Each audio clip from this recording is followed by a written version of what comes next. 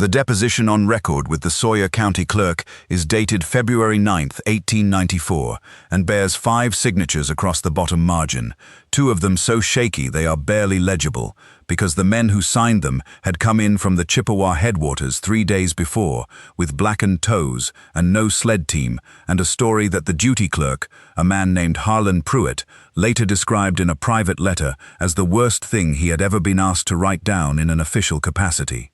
What those 5 men described, under oath, in a heated room above the Sawyer County Courthouse, was something that walked upright out of the northern pine on 2 legs and moved across open snow in the dark without making a sound between one step and the next. The account that follows is taken from that deposition, as given by Arvid Norseth, 41 years of age, timber cutter, formerly employed by the Drummond Lumber Company of Cable, Wisconsin. It is recorded here in his words, as he spoke them, with only the clerk's procedural notations removed. I will say at the start that I am not a man who invents things. I have worked timber since I was 17 years old, first in the Pinocchio Range, then up toward the Lake Superior country, and the last 6 seasons out of the Drummond yard. I have seen men lose fingers and hands to the saws, seen a horse sink through river ice and take 2 men with it, seen a white pine 40 feet through at the butt come down on a skidder before anyone could shout a warning. I have seen hard things. I am not describing what happened on the Chippewa headwaters that January, because I want to. I am describing it because the company filed a claim on the lost provisions and the abandoned contract, and because 3 men are not accounted for, and because the clerk of this county, and whoever reads this record after him, ought to know what we found when we went up there, and what we left when we came away. My name is Arvid Norseth. I was the secondary cutter on Crew 8, out of the Drummond yard, under Foreman Elias Brand. We went up to the cutting site on the Chippewa headwaters in the first week of November, 1893, 14 men including Brand, with a full winter's outfit, 2 sled teams, food stores for 4 months, a full set of camp tools, and a contract to deliver 40,000 board feet to the spring drive on the river. The site was a good stand of white pine, some of it virgin timber, the kind of trees you do not see much of anymore even that far north. We had the bunkhouse chinked and the cook shack roofed before the ground froze solid. By the first week of December, we had a good camp, and we were moving timber at a pace that pleased Brand, which was not easy to do. He was a hard man about the contract. He had been running timber crews for the Drummond Company for 11 years, and he did not miss a season, and he did not abandon a site, and he told us that more than once in the weeks before everything happened. I want that in the record, because it matters to what came after. There were 4 men in that crew I will name here, because they are part of what happened, and you cannot understand the end of it without knowing something about them. The first was Gunnar Solstad, who was 24 and the strongest man in the camp, a Swede who had come over at 16 and gone straight into the timber yards and never done anything else. Gunnar was not clever, but he was steady, and he was the kind of man you wanted beside you when things went wrong. The second was Carl Mikkola, Finnish, who had worked the copper mines before the timber and was not afraid of underground spaces or dark, which meant he was not afraid of much. Carl was the one who had shot the wolf. I will come back to that. The third was a young man named Thomas Reardon, 19 years old, from Ashland, who was on his first full winter camp, and who had enough sense to be afraid of things that deserved fear, which put him ahead of some of the older men when it mattered. The fourth was Brand himself. Elias Brand, 48, built like a section of the timber he cut, with a face that did not show what he was thinking, and a voice that did not rise much even when he was angry. I will tell you now that I did not know, when Carl shot that wolf on the 16th of January, that it would be the last ordinary night any of us had in that camp. None of us knew that. I want to be clear about the sequence of events, because everything that came after was a consequence of what happened that evening, and the inquest needs to understand the order of it. The wolf had been coming into the supply lean-to for 3 nights running. It was a big animal, heavier than most wolves I had seen in the North Country, and it had gotten into the salt pork twice before Carl set up beside the lean-to door with the camp's 44 caliber rifle and waited for it. It came in around the second hour past midnight, on a night with a 3/4 moon, not yet full but bright enough to work by. Carl said it came in through a gap under the lean-to wall that a normal wolf would have had to squeeze through, but this one moved through it easy. He shot it once, clean through the neck at close range. It did not run. It dropped where it stood. We all came out when we heard the shot, pulling on our coats, expecting to see a dead deer or maybe a bobcat. What we saw was a wolf that came up to Carl's hip when he stood beside it, which put the animal at somewhere around 4 feet at the shoulder. That is not a number I am guessing. Brand measured it with a timber rule the next morning, because he did not believe Carl's account and wanted to be sure. 4 feet and 1 inch at the shoulder. I have heard of big timber wolves in the northern country, and I have seen them, but I have not seen one that size before or since. The animal was heavily built, with a coat that was rough and patchy in places, which was why Brand said the pelt was no good and ordered the carcass dragged to the woodpile and left.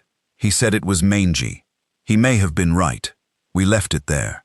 The night after Carl shot the wolf was the first full moon of January. I want to describe the sound before I describe anything else, because the sound is what I remember first, and it is what I still hear when I am trying to sleep in a quiet room. It began around the same hour that Carl had shot the wolf, 2 hours or a little past midnight. It started as a low sound, wet and deep, the kind of sound that a large animal makes from the back of the throat, not a howl, not a bark, something more like the beginning of a growl, before the growl has found its shape yet. It came from the tree line.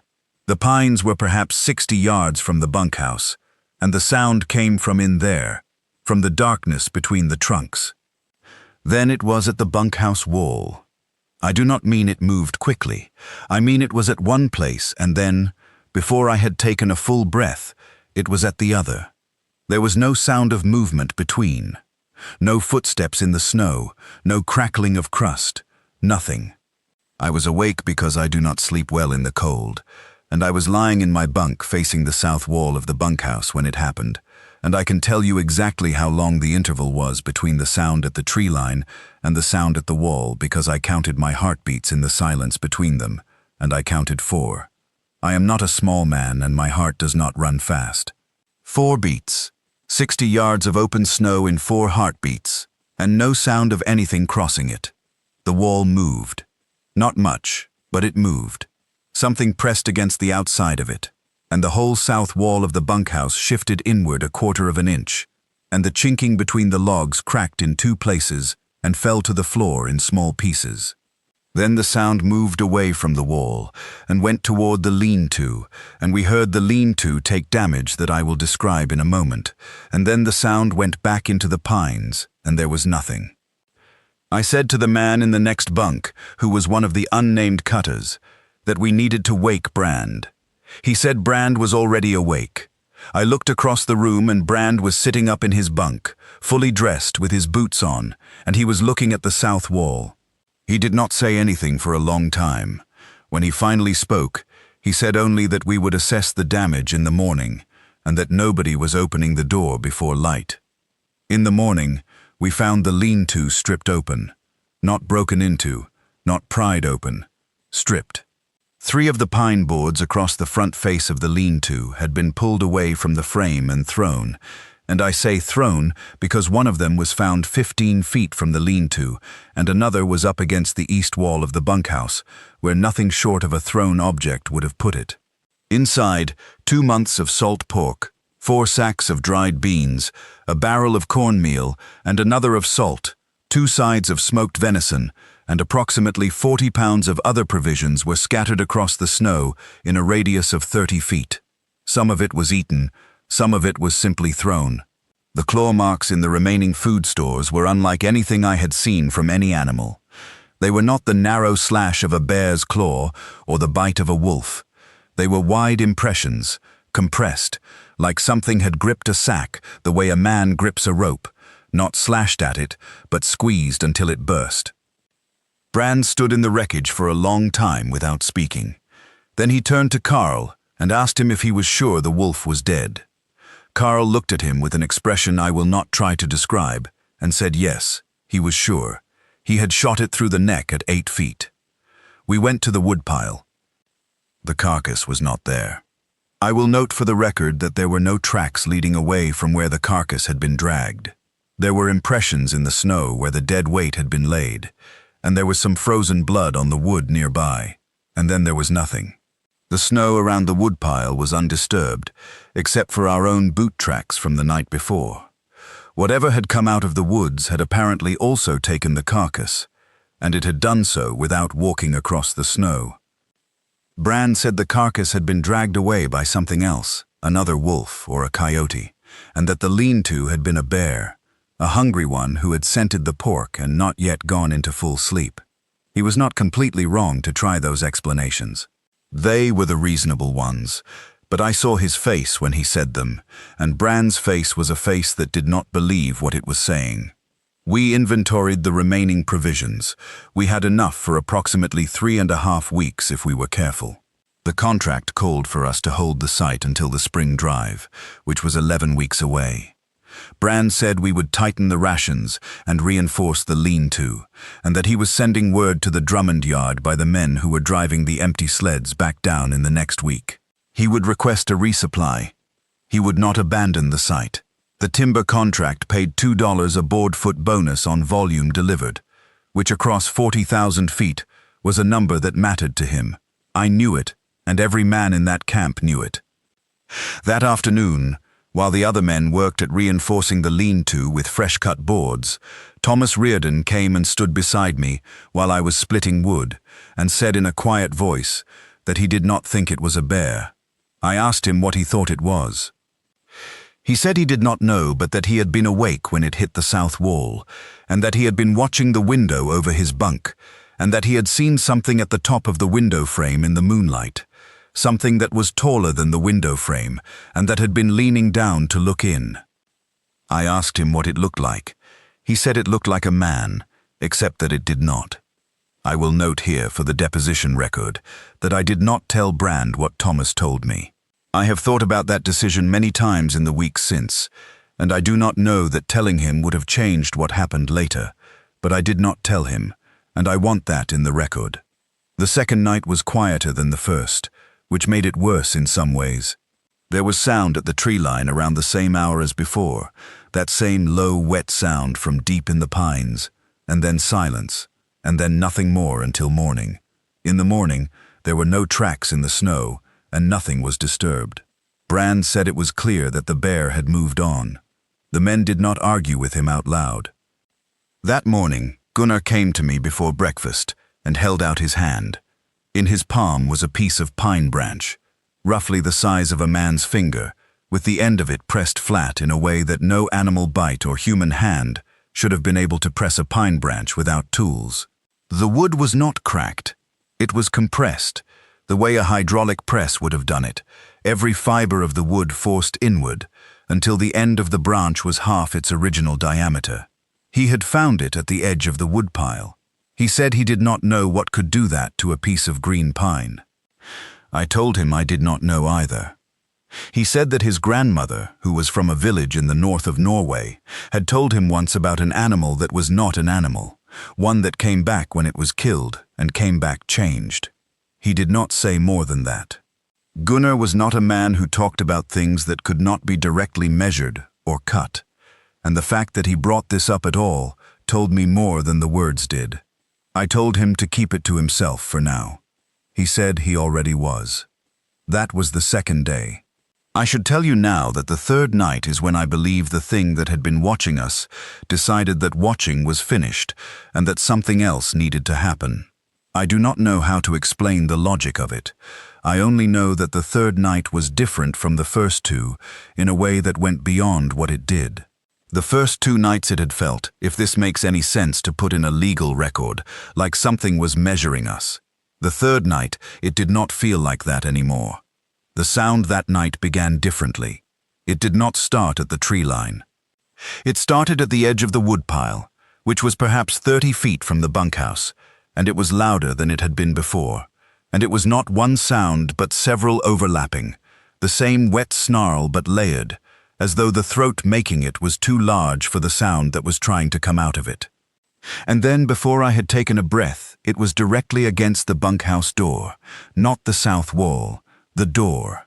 I heard the bar across the inside of the door flex inward, and I heard the hinges groan, and I heard something on the other side breathing. It breathed the way a bellows breathes when someone is working iron, a long, slow pull and a slow release.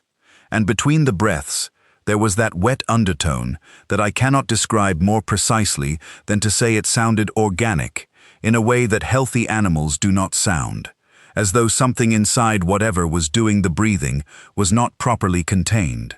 It stayed at the door for approximately 10 minutes. I counted. The men in the bunks around me were not sleeping. I could hear them not sleeping. The breathing continued. Then it moved. It went around the side of the bunkhouse to the south wall, and it pressed against the south wall again, and this time 2 full lengths of chinking dropped out of the gap between the second and third logs and hit the floor with a sound like thrown gravel. The wall bowed inward visibly. I could see it in the firelight, the interior curve of the log pressing toward us. Then there was a sound from the lean-to, the sound of fresh boards being pulled away from the framing as easily as you would pull splints from a woven basket, and the thing was in the lean-to again, and then the sound went back toward the trees, and the trees took it, and there was nothing. In the morning, Brand called the crew together outside the bunkhouse. He had been awake, same as all of us. He did not acknowledge that anything unusual had occurred.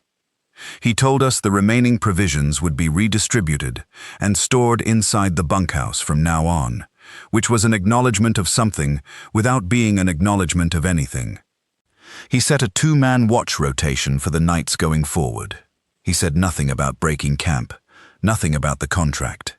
He assigned the watches as though they were a routine part of the timber operation, and I think some of the men, the ones who had been in camp longer, were grateful for the routine of it, even if none of us believed the reason.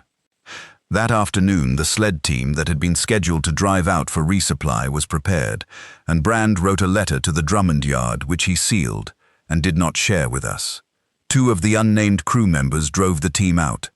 They did not come back to the camp before what happened, and I believe that was fortunate for them.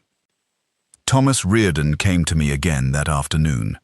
He had been quiet all day, the quietest I had seen him in the weeks we had been at the site, and when he spoke low and fast, the way a man speaks when he has been holding something back for long enough that it is starting to come out on its own. He said that before the shot, before Carl killed the wolf, he had seen the wolf twice at the edge of the tree line, and both times he had thought it was odd. He said the wolf had been standing at the tree line looking at the bunkhouse window, and both times it had been standing upright, on its back legs, not the way a dog stands up briefly to look over something, but fully upright, with its forelimbs down at its sides, and it had stayed that way. He said he had not mentioned it because he thought he had not seen it right, that the light or the distance was making him see something wrong. I asked him how long the wolf had stood that way. He said the first time, long enough for him to count to 20. The second time, he had looked away because he did not want to keep looking, and when he looked back, it was gone. I did not have anything useful to say to him.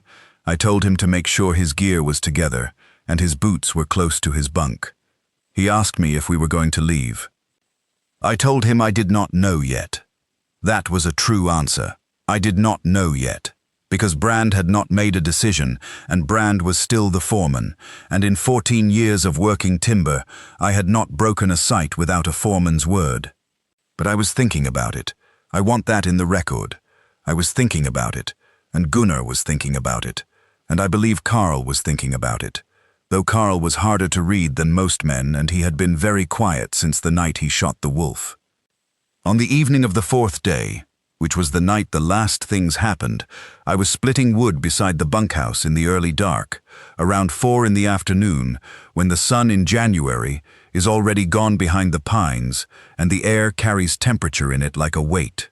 I was splitting by lantern, working the last of the green rounds into stove lengths for the night, when the splitting maul caught on a round, and I had to work it free. When I pulled it out and set up for the next swing, I noticed the handle. The hickory handle of the splitting maul, which was a good American-made tool, a 6-pound head on a 28-inch handle, had a change to it at the neck, which is the narrow part of the handle just below where it enters the head. It had not been there when I had picked up the maul that morning. I know that because I always check my tools, and I would have noticed. The hickory at the neck was compressed, not cracked, not split, compressed, pressed inward from both sides, the grain of the wood forced together, the surface of it smooth in the way that pressure makes wood smooth, not in the way that wear does. It was the same quality of damage as the pine branch Gunnar had shown me, the same as the grip marks in the food sacks, but on a tool that had been inside the bunkhouse. I looked at the ground around the bunkhouse threshold. There were marks in the snow that I had not seen that morning, wide impressions, not round like an animal's paw, and not narrow like a boot, but something between, the width of a large man's foot but longer, and pressed deep, the way weight presses when it is distributed differently than a human being's weight is distributed. The impressions came from the direction of the lean-to, and stopped at the bunkhouse threshold and went back the same way. Something had been at the bunkhouse door in the daylight. I picked up the maul and went inside, and I told Gunnar and Carl and Thomas what I had found, and I put the maul on the table. Carl looked at it without touching it. Gunnar looked at it, and looked at me. Thomas did not say anything, but he went to his bunk, and began moving his things, quietly, the way men do, when they have decided something before they have said it out loud. I went to Brand. Elias Brand was at the small table he used as a desk, writing figures in his contract ledger. He was calculating board footage, running the numbers on what we still owed the company before the spring drive. He was a man who found steadiness in numbers, and I understood that, and I did not disrespect it. I put the maul on the table in front of him, and I told him what I had found and where. I told him about the tracks.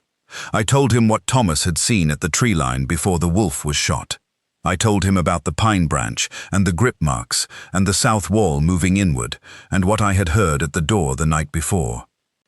Brand looked at the maul for a long time. Then he said, "We are under contract." I told him that I understood we were under contract. He said, "I have not broken a sight in 11 years. I am not breaking this one over something that we cannot identify and cannot prove." I told him that I was not asking him to prove it. I was telling him that I intended to take the remaining sled out before first light with whoever was willing to come, and that I was asking him to come with us. He looked at me the way Brand looked at things he intended to move through, rather than around. He said, "If you take that sled, you are in breach, Norseth. You and any man who goes with you." I told him I was aware of that. He picked up his pen and went back to his ledger. I went back to where Gunnar and Carl and Thomas were waiting, and I told them what Brand had said. Gunnar said, "He will not come." Carl said, "Who else?" The rest of the crew, 8 men other than Brand, and the 4 of us, and the 2 who had taken the resupply sled out, were in various conditions. 3 of the 8 had been on watch rotation the night before, and had heard what I had heard, and were willing. 2 of those 3 were willing enough that they had already begun quietly moving their gear out to the sled by the time I came back from Brand. The other 5 were older, long-seasoned men, who had spent more time under Brand's authority, and who, even now, were looking at Brand for the word, and Brand was sitting at his table running figures. I will not say those men were wrong to look to Brand. He was the foreman. That was the structure of the thing, and I did not think less of them for it. But I knew that Brand was not going to give the word they needed, and I knew what the night was going to bring, because it was the 4th full moon night, and each of the 3 before it, the sound had moved closer, before it had moved away, and on the 3rd night it had stood at the door, and I did not believe the 4th night would be the door. We loaded the sled at the last of the evening light, quietly and without discussion about what we were leaving behind. I want to be precise about what was on the sled and what we left. We took the team, 2 horses, and enough provisions for the drive down, and perhaps 2 days beyond, blankets and tools and firearms. We left the remainder of the provisions inside the bunkhouse, the camp tools, the timber already cut and yarded at the landing, and Brand's ledger and Brand. Carl said that he would go ask Brand once more. He went in and was inside for approximately 5 minutes, and when he came out, he did not say anything, and we knew what the answer had been. 2 of the older men who had been watching this from the bunkhouse door made their decisions at the last moment. One of them climbed onto the sled and did not look back. The other, a man named Olaf Breck, who had been with Brand for 6 seasons, stepped back inside the bunkhouse and pulled the door closed behind him. Another man, whose name I will not enter here because his family does not deserve the association, stood in the snow between the sled and the bunkhouse and then followed Breck inside. So there were 3 of them, Brand, Breck, and the one whose name I am not giving. That left 6 of us on the sled, myself, Gunnar, Carl, Thomas, and the 2 others who had moved gear out early. We waited until first grey light, as I had said we would. Not out of extra courage, but because the horses would not move well in full dark on that trail, and we could not afford to lose a horse to a hole or a root. The grey came up around 6 in the morning, and we moved. I will describe what we heard as we drove out. For the first quarter mile, which followed the cut road through the timber, there was nothing. The horses moved fast and did not need urging, which told me they were as willing to be away from that camp as any man on the sled. The cold was brutal, somewhere in the range of 20 below by my reckoning, and the snow on the cut road was packed hard from the previous sled traffic which helped us move. At approximately the half-mile mark, from behind us and from the direction of the camp, we heard the sound. It was the same sound I have described before, that low, wet snarl, but it was different in scale than anything I had heard in the previous 3 nights. The way a river in spring is different in scale from the same river in summer, though it is made of the same water. It was very large. It carried in the cold air the way sound does carry in extreme cold, clearly and without softening, and it was not from the tree line. It was from the camp, from inside the perimeter of the camp. Then we heard what I believe was the bunkhouse wall giving way. It was a percussive sound, a crack and a sustained tearing, the sound of heavy timber being stressed beyond its tolerance, and it went on for approximately 4 or 5 seconds. Then there was a human voice, one voice, that shouted something I could not distinguish at that distance. Then the voice stopped. I looked at Carl. Carl was looking at the road ahead. Thomas Reardon had his hands over his ears and his head down. Gunnar was driving the horses, and he did not look back, and he did not slow down. I did not tell him to slow down. We drove for 9 hours on that road before we reached any settlement of consequence, and we stopped once to rest the horses, and not for any other reason. Nobody talked about what we had heard behind us. There was nothing to say about it that would have made it better to have said. I will describe what we looked like when we arrived at Hayward, because the state of us is part of the record, and you should know it. 2 men had frostbite to the toes, myself included. Thomas Reardon had frostbite to 3 fingers on his right hand. All of us were dehydrated and had eaten nothing since the previous afternoon. The horses were in worse condition than we were, and one of them needed to be put down within 2 days. We went to the county office because we did not know where else to go, and we did not know how to begin explaining what had happened to anyone who was not already prepared to write it down. I have told you everything I know about the events at the Chippewa Headwaters site, in the order that I know them.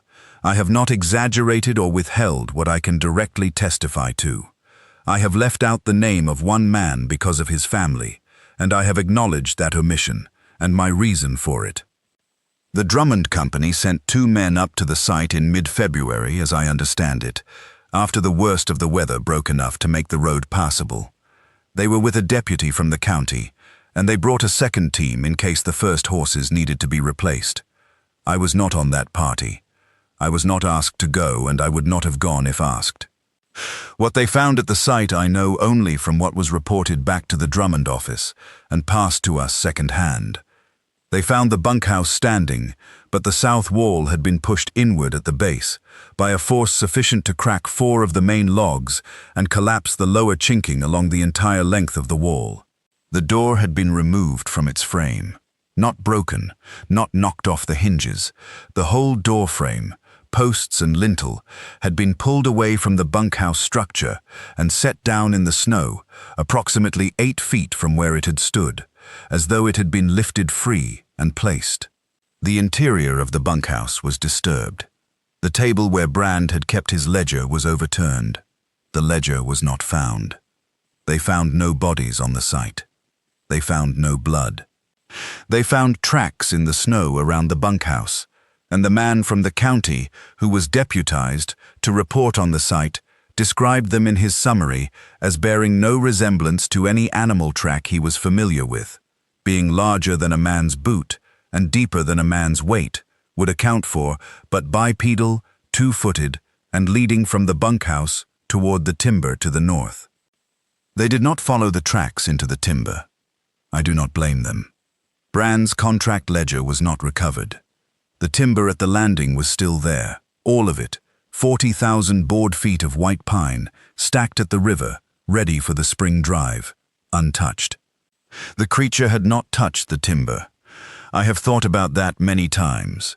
It had not come for the timber. It had come for something else, and I believe, as clearly as I believe anything I am willing to put my name to in this room, that it had come for the wolf. Or for what had been done to the wolf. Whether the wolf and the thing that came after were the same creature in some way that I cannot explain, or whether the wolf had been something the creature considered its own, and we had killed it and drawn the consequence, I cannot say. I have no learning in such matters. I only know what happened when and what preceded what, and the sequence is what it is.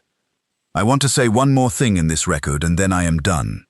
Elias Brand was a hard man, and a fair one, and he was not a fool. He knew what that sound was by the 3rd night. I believe he knew it.